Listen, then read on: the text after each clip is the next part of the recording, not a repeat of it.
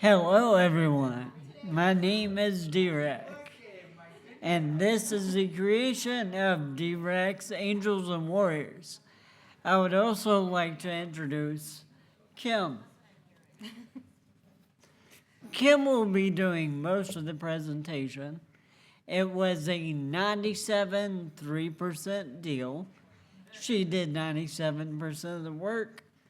I oversaw, and I am very proud to introduce the creation of D-Rex Angels and Warriors. Good afternoon. Thank you for inviting me here today. Unfortunately, the 3% that DREC usually handles is dealing with people. I'm usually the one behind the scenes, typing things, doing that sort of stuff. So bear with me, I'm doing my best up here. We do have slides, if they will show up.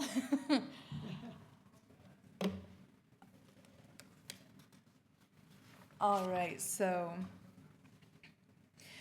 what we're going to go over today is kind of more of a quick start guide of resource of how to start a 501c3 nonprofit, because if I were to go into all of it, it would take much longer than an hour and a lot more paperwork than what we have. So what we're going to be doing today is giving you the basic outlines, as well as many resources as I was able to find to kind of quickly guide you on your way if this is something that you are interested in for your organization. And I'm pushing the button and it's not working.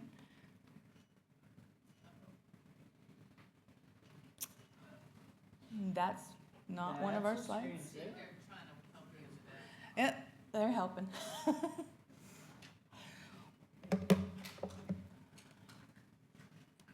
All right. You broke it. Good job. That's fine. I'm at least going to bring it up on my phone so I know what I'm going to talk about. Essentially, what we're going to be going over today is going to be who we are as Angels and Warriors and what building your board and structure is going to look like, as well as filing paperwork. So who we are is we are a survivor-led advocacy group. If you were here for the last panel with the dandelions, it's that kind of ties into it, as Derek is considered a dandelion. I'm going to go ahead and let him explain his story behind that and why the mission of Angels and Warriors was created and the purpose that we serve.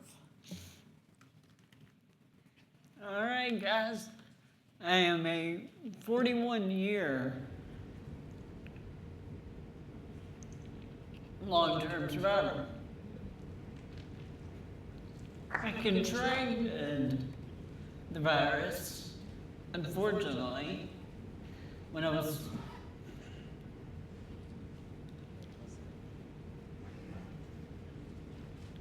three months old, undergoing open heart surgery in 1984.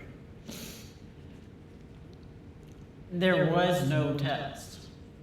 There was no screener. There was nothing. I would not find out I had contracted the virus till I turned 16. And I got an AIDS diagnosis.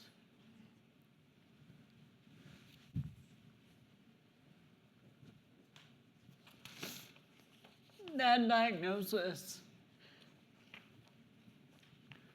would put me on a path that I never planned for, which is to win this.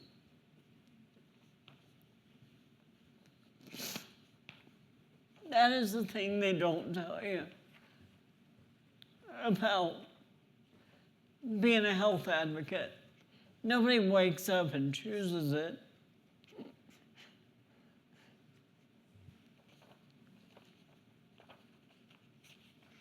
Life chooses you for it. You get set in that role.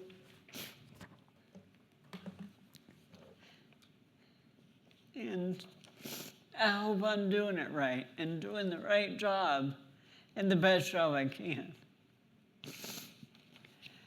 But at 16, I was just figuring out who I was, who I wanted to be, and a wrecking ball came and took me out. So, started treatment, got good care, started doing very well.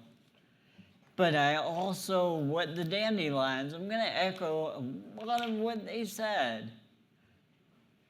There were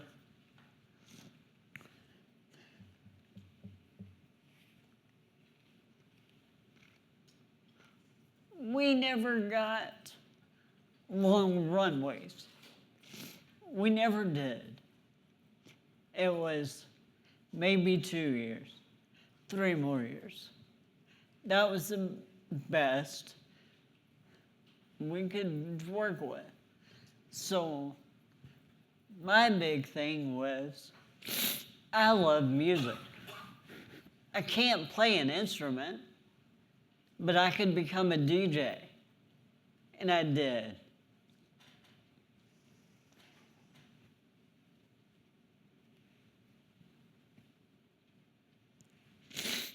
All through my 20s, that's what I did. I was the DJ. I was the wild one. Turned 30,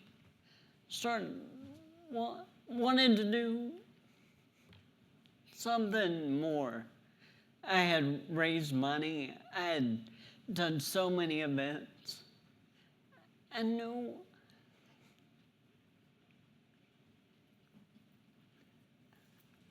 I wanted to be more than just a DJ. And change lives.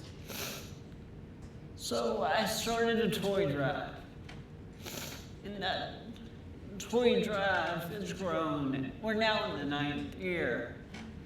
Now I'll be going home. That's what I'm doing as soon as I get home. That's what we've been working on since before. Yeah. But this guy was never supposed to make it that far. I was born with transposition of the great arteries. My blood flowed backwards. I am on pacemaker number 5. I collect those things like pets. I should own stock in Medtronic. I should be on the board of Medtronic. I am probably the best-selling story they could ever tell.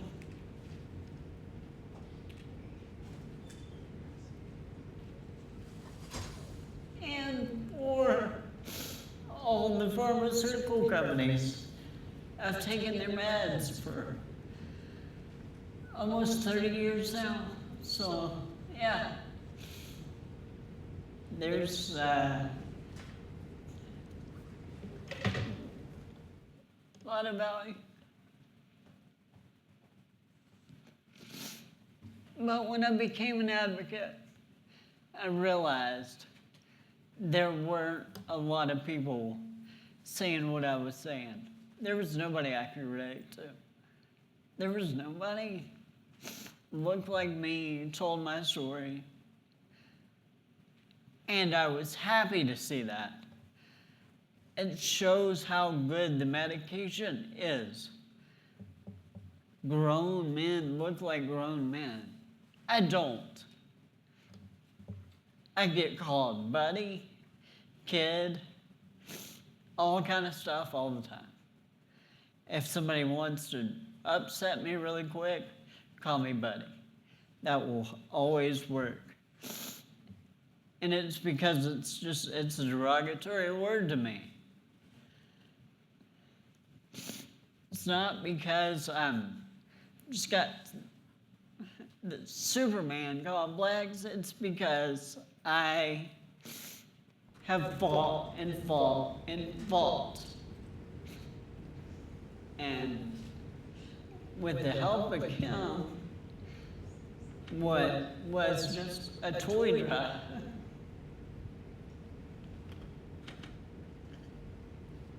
is now a lasting legacy recognized by the national government.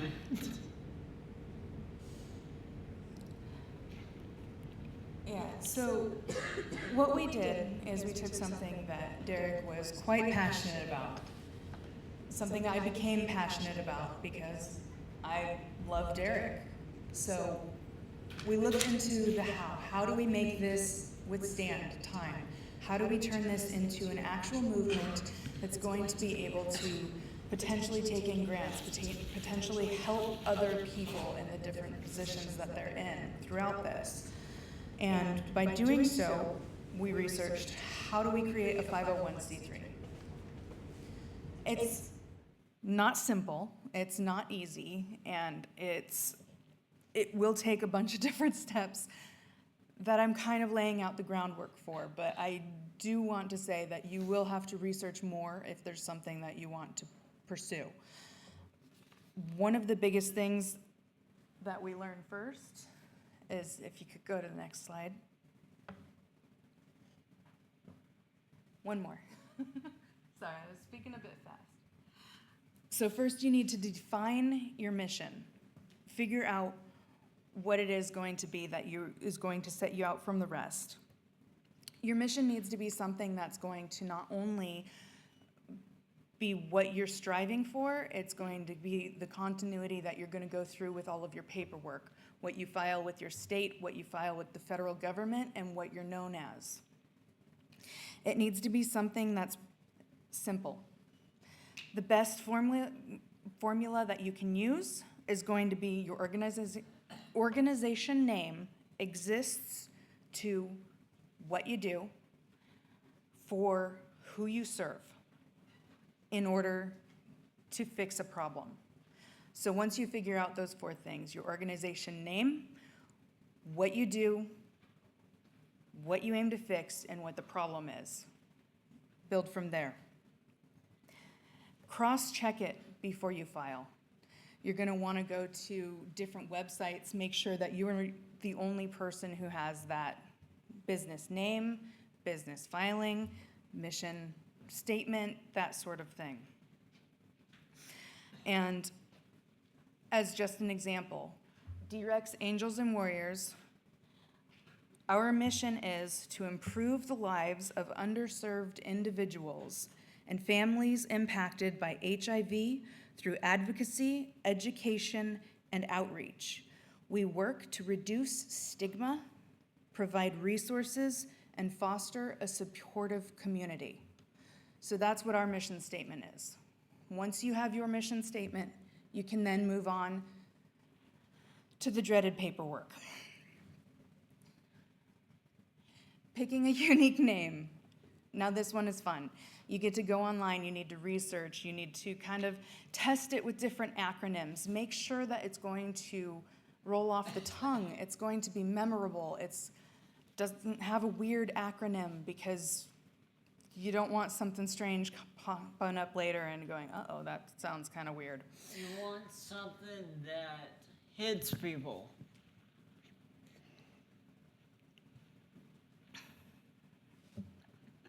If you can't remember it, nobody else will. Mm-hmm.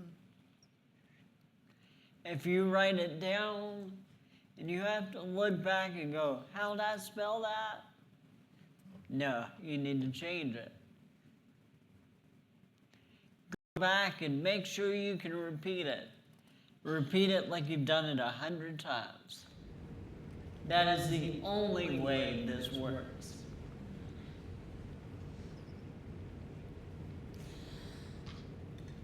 Okay, and when you do search for your name, be sure to check domain availability. Look online, look on social media, look on Facebook, Instagram, X, everywhere that you can, TikTok. Make sure your name isn't already taken. And as soon as you've decided your name, go take it everywhere. Make sure you've got it locked in. Yes, one thing we did, and I will, what do we own? We own angelsandwarriors.com.org And .net. and .net. Yes. Because it is so important to have all of those. Mm-hmm. Not having one can be the piece that throws the whole puzzle off the table. Not having one can be that piece that everybody gets wrong. We all know how easy it is to misspell an email. So think if you're doing it with a website, how much money you miss out on, how many people miss reading your stories, your blogs, everything you'll ever post. Nobody will see.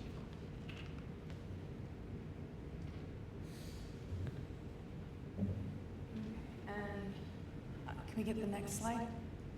Thank you. Your board is important. Now, this is something that I look back on with a little bit of regret because we didn't understand the importance of what a board can accomplish, what their responsibilities are.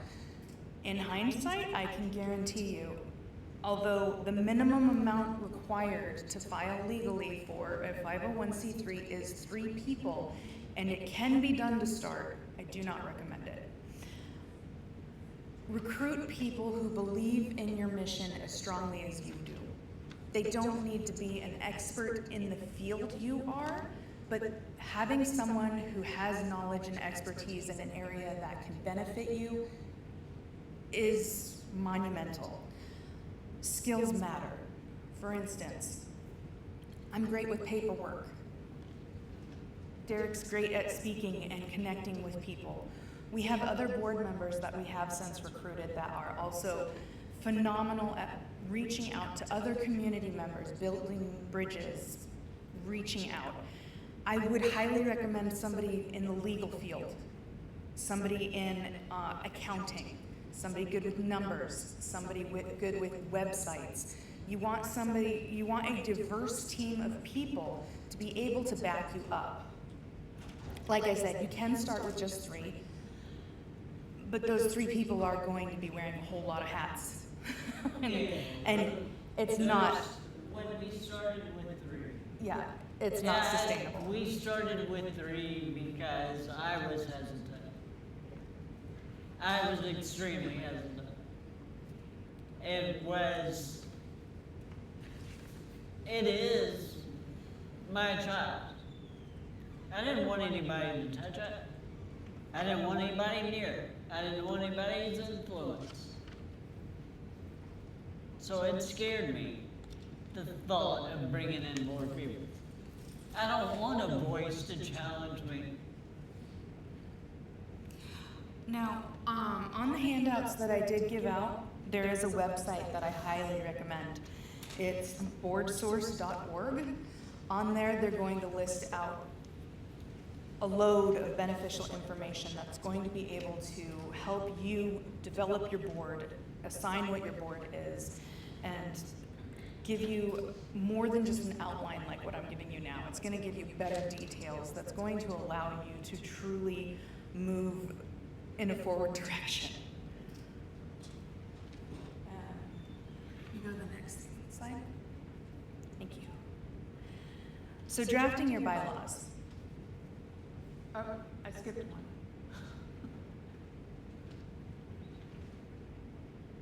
Yep. Okay, these are the roles of the different board members that I would recommend to start out. It allows enough people to have voting rights, to be able to put together what you need, to be able to draft your bylaws, be able to really come down with an organization that's going to go places and do things. And when you have all of the same people wearing the same hats, all those hats can get a little bit messed up. So for instance, Derek is our president and chair. I have played the role of vice president, secretary, treasurer, and we have 2 other general board members. We are working on recruiting more because I cannot maintain all of these hats in the long term. However, I have been able to figure out what needs to be done, so I will be able to train people in order to do that and step into those roles. And some of my slide is cut off here, but there's also founding members can eventually step back and just be a non-voting member. They're on the board, they're there to kind of guide and say, this is what the original direction should have been. Let's kind of keep it going that way. Yeah, founding members are extremely important because they were there from day one. They will know exactly where you want to go. Okay, and can we go to the bylaws? These are what it's going to be most important. If I were to spend the most time on anything, it would be the bylaws. What you need to do with this is do your research, figure out what they are, where they go, because there are a couple of websites that I have listed out here in the printout that I've given, as well. At the end of this presentation, there will be a QR code to where you can have all of these slides as well as my personal notes in them up in Canvas so that you can pull those up in reverse, because I knew we weren't going to have enough time to really delve into everything. So what the bylaws are essentially the rules that you make now that are going to protect you later. In those are written many things, including your purpose, your mission, how your laws function, the board, its structure, what they do, how often you set up your meetings, how there's a dissolution clause. And when you're crafting all of your bylaws, I highly recommend you reference different websites such as the IRS and look at their language to discover what is necessary to stay compliant with a 501c3. Because the way that they handle their monetary donations, the way that things are handled for payment, all of those different things are very strict guidelines. I am not personally a professional on them, so I cannot speak to say this is what you need to do. I can point you in the right direction of where those areas are.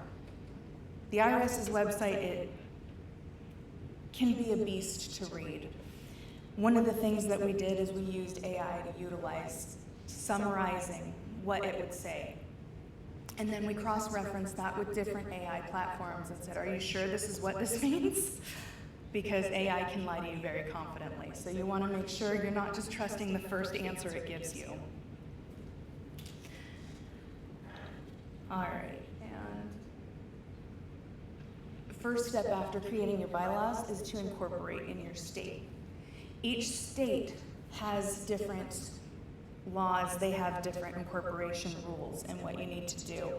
Again, on the printout that I've handed out, there is a website that you can go to. It lists every single state, their bylaws, and what's necessary for everything to be in compliance. Once you file your articles of incorporation, you're essentially saying, okay, we are an official business now. These can cost anywhere from $30 to $300 just to file. Once you receive your articles of incorporation, you can then approach the IRS to receive an EIN, which is an employer identification number. It's basically your corporation's social security number.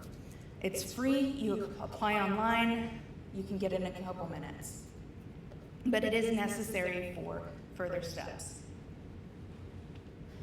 For instance, when you do finally file with the IRS, you need approval from your state from your articles of incorporation. And there are 2 separate types of filing. If you are a small nonprofit and you're not expecting to gain, say, more then I think it's 25,000 in a year. I could be wrong. I would double check this on the IRS's website just to be sure. You can file for the 1023EZ. That's a much more simple form. It doesn't require as much paperwork. However, if you do believe that you're going to be receiving higher donations, if you have more structure in place, if you are a larger organization with, say, 10 board members or more, and you know what you're doing, don't go the easy route.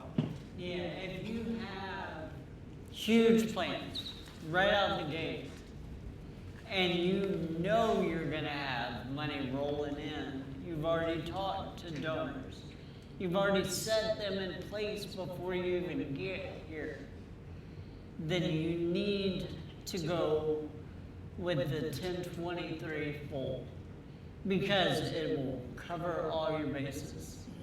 You don't want to have a problem with the IRS. No one ever does. Especially when it's an organization you built like this.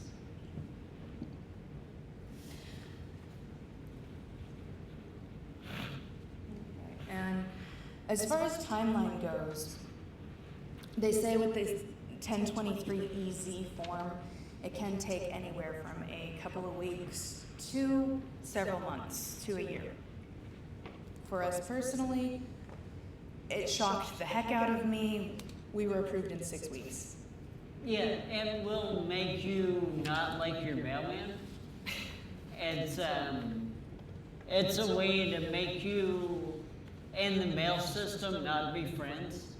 It'll be longer than waiting for Christmas when you're waiting for that status approval to come through. Because you've already got these plans and you're making more. And it just feels like the clock becomes an enemy at that point as you wait and wait, because the ideas just start rolling, and they roll faster than they ever have once you get all the paperwork out. It did for us. We started coming up with all kinds of plans when we were still walking to the mailbox and then going, not today. Not today. But 6 weeks was incredibly quick. I was shocked when we got it back so fast.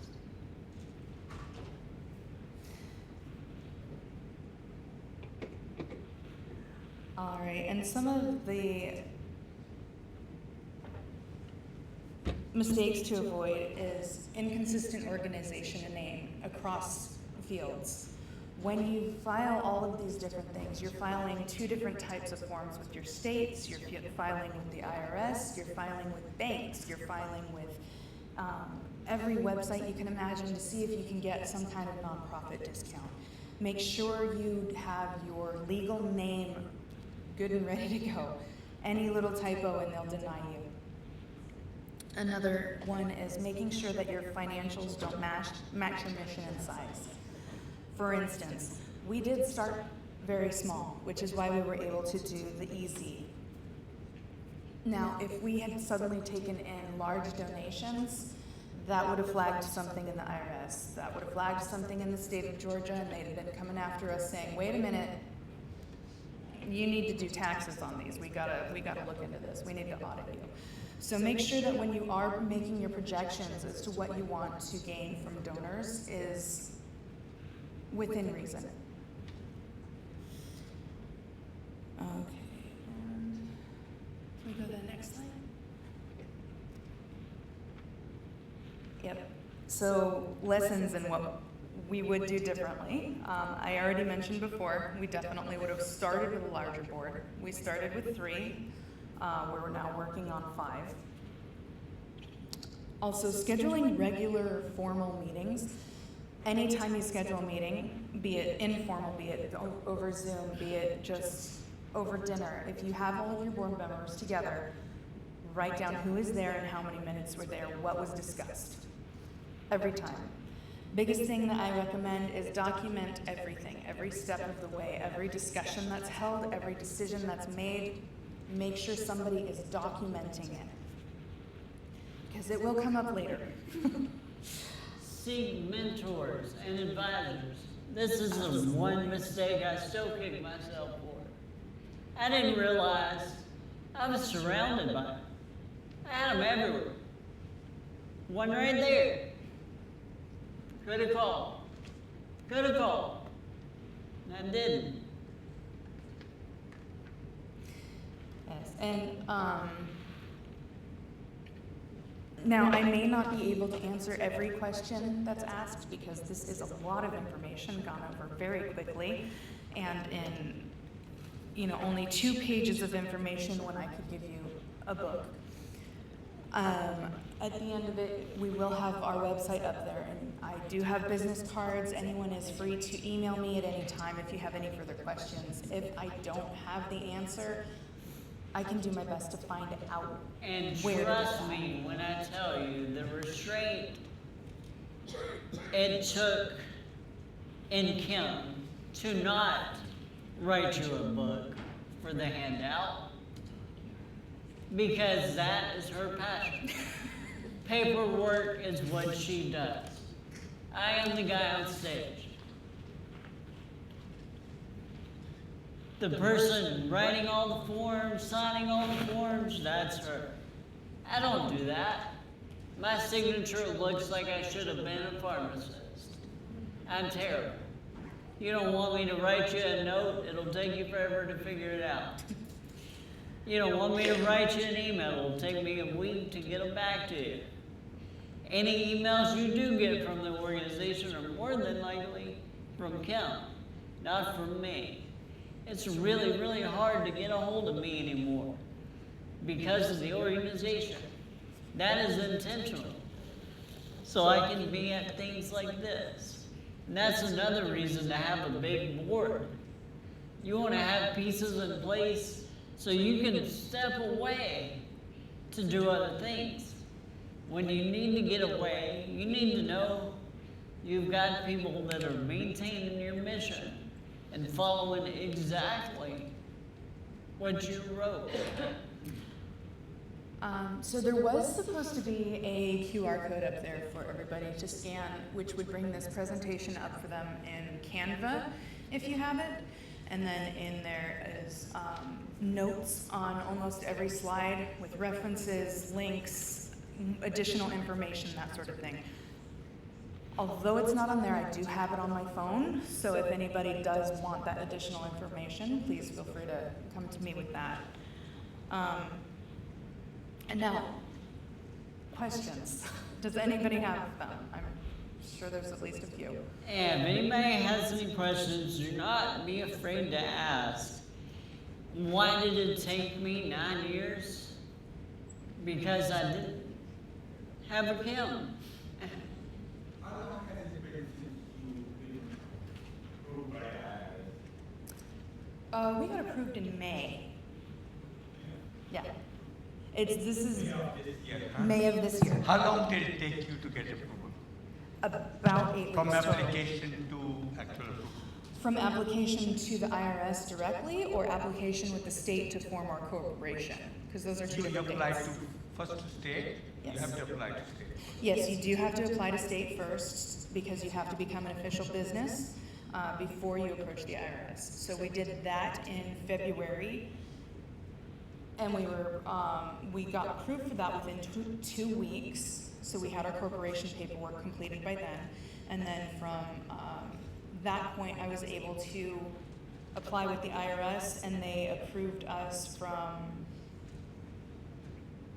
I believe, in the middle of March, and we got middle of March is when I applied. End of May is when they approved it. However, they do date it retroactively, so although we weren't approved until May, all of our paperwork says we were approved the date that we applied for the corporation in the state. We made a mistake. I mean, some people may learn. It took us from the application because initially they rejected us. They thought we were opening a university. We were just going to support students with consultancies and reapplied, and it took 18 months and quite a bit of lawyer fees. I bet. total reappraisal. When we got approved, we were supposed to file yearly tax return of some sort. And we filed tax return, and that was okay. But then a month later, we got a notice that we haven't filed for the year before. And I thought that was a joke because they had not approved it. And then 2 weeks after the date expired, they took our status away. They totally, we were done with IRS. That you don't exist anymore as non-profit because you haven't filed for taxes for the year before, even though we were never approved. They had rejected our application, but they approved us retroactively to 18 months. So also it's, you know, he spoke so brilliantly about finding the right board members, and it's not easy. Sometimes, you know, no matter how passionate you are, after a while you find out maybe I'm the only one who cares about this issue. And there are so many non-profits already that checking to make sure that nobody else is doing exactly the same thing is not easy. Yeah. There are about 5 million non-profits in the US. May not be active, but they maintain the non-profit status. Yeah. So it's tough work. Oh, absolutely. Yeah, it's a huge pool once you get into it. And then it's an even, when you start looking for funding, you realize that pool is a waiting pool. So they don't equate at all. So you have to get really creative on where's your funding going to come from. Where do you get your funding? So you need to have events. You need to have stuff. You need to have metrics. You need to have goals to give all these potential donors because they want to see that. They don't want to just hear about my big ideas. Yeah. My big ideas could go on all night. They want to see what I actually did. So I have to have a photographer. I have to have somebody keeping records of everything brought in while I'm busy being president, shaking hands and doing all the other stuff I need to do at the event. If I could interject. And my board has to be filling in all of those other gaps. Getting a quarter out of somebody's pocket is very hard. Yeah. So it's like, essentially, when many times donors, when what they're looking for is verifiable information. So what we do have is we have a toy drive that we've run for 9 years. We can go in and say, okay, so we have gone through one county and accepted over 15,000 toys. Each one of those toys has impacted a child in a hospital, be it for the emergency room, be it for a surgery, be it for an extended stay. That's how many children we have impacted. That's the kind of information that they're looking for, is how can you impact people?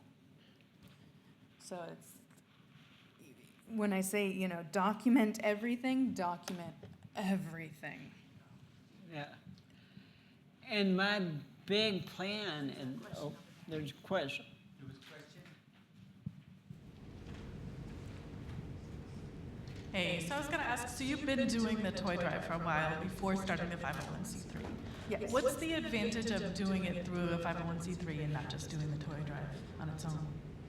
So now, it doesn't, the toys aren't impacted at all because they're considered an in-kind donation, which we then give directly to the hospital. So that never impacted us in the first place. But now we can go to local businesses and approach them and say, hey, we are an official nonprofit charity.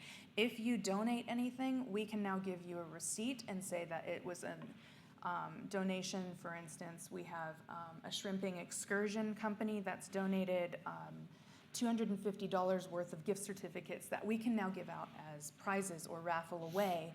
And we can use that raffle to put funds into our bank account to help pay for our website and for our domain names and that sort of thing.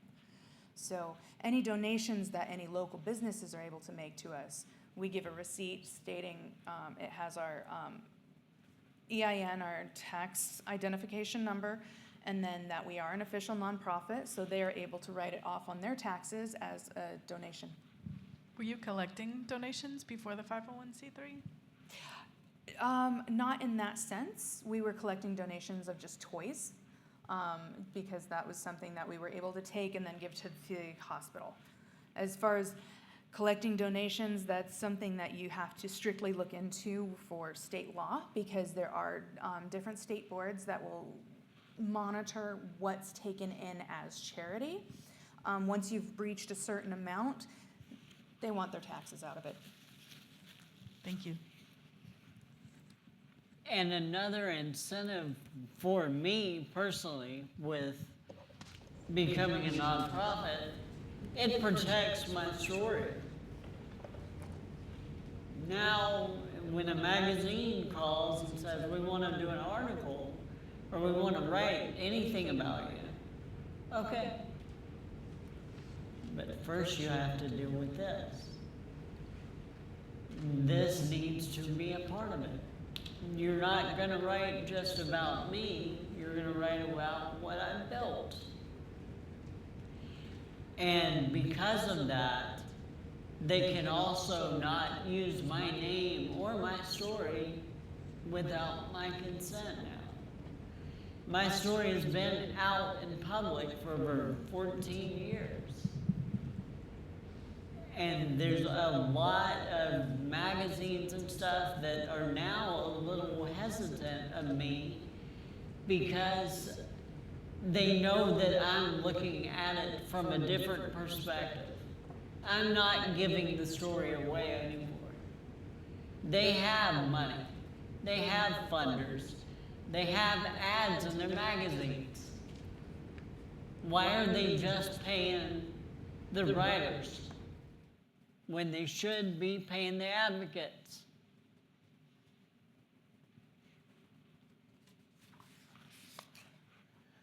Good, very good. Were there any further questions? Be it about 501c3s, about Derek's history, my history, anything? All right, I think we're good. Thank you so much for letting us speak. Thank you guys so much. That's so wonderful. You know, with the online community watching, the word gets out. Yeah. And I do have the QR code if anyone needs it, which mostly just has links and explanations to each slide of which things were more important. Yeah, it took me 9 years to put it all together because I was so afraid of paperwork. The Would you paperwork like the QR? scared me to death.